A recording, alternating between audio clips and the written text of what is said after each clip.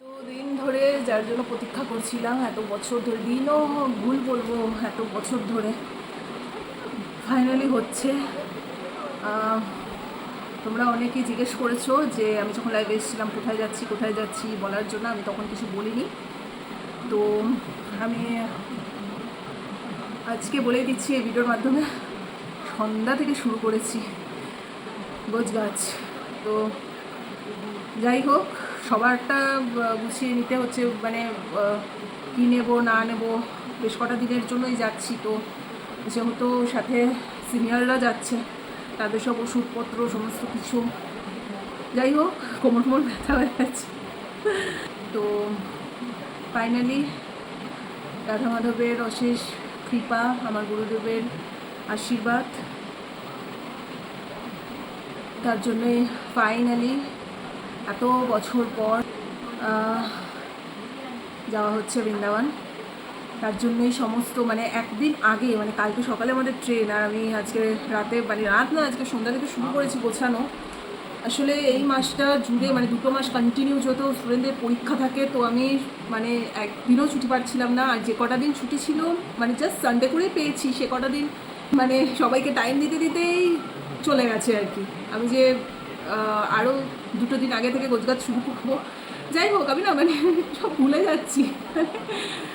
আসলে আমরা হয় না যে যেটা এত বছর ধরে প্রে করে আসি, ইনস্ট্যান্ট, মানে হঠাৎ করে যখন, মানে এটা ভীষণই ইনস্ট্যান্ট হয়েছে, মানে আমাদের কোনো পরিকল্পনাতেই ছিল না যে এত তাড়াতাড়ি আমরা ধামে যেতে পারবো। মানে যাই হোক, এর পিছনে প্রচুর কিছু আছে, আমি এত কিছু সোশ্যাল মিডিয়াতে বলতেও চাই না।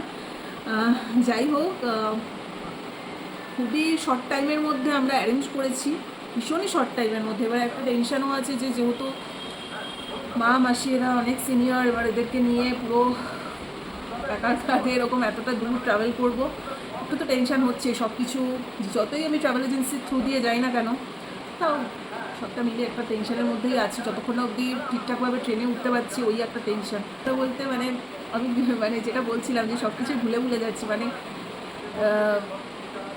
কী বলবো, মানে যাই হোক অনেক ইনসিডেন্ট হচ্ছে কন্টিনিউ আমাদের সাথে।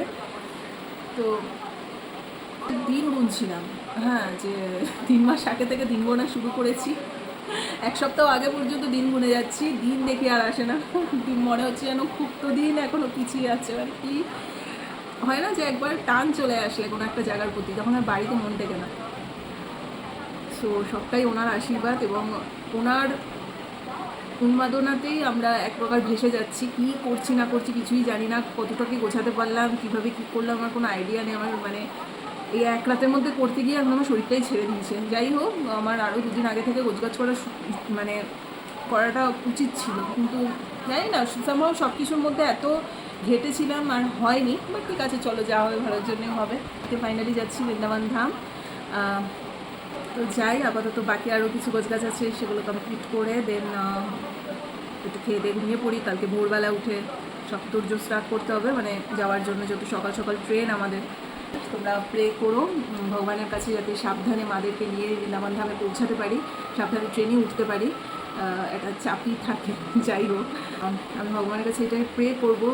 তোমরাও যারা যারা বৃন্দাবন ধামে আসার জন্য অনেক দিন ধরে প্রার্থনা করছো, তাদের সমস্ত প্রার্থনা ভগবান অ্যাকসেপ্ট করো।